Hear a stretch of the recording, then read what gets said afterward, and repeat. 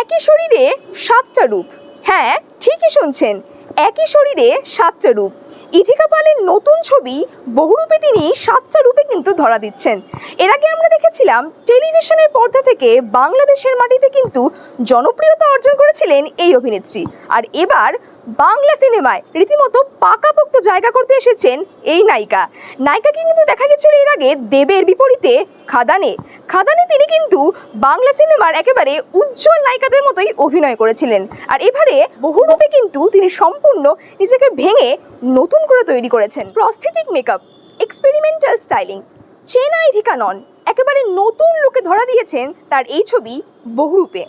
দেখা যাচ্ছে কিন্তু ইথিকা পাল সম্পূর্ণ নিজেকে ভেঙে গড়ে নতুন করে তৈরি করেছেন। অভিজ্ঞরা বলছেন তার এই ছবি কিন্তু ইথিকার ক্যারিয়ারের একটি মাইল ফলক। আর বাংলা সিনেমা প্রেমীরা কিন্তু পাচ্ছেন এক নতুন সাহসী অভিনেত্রীকে।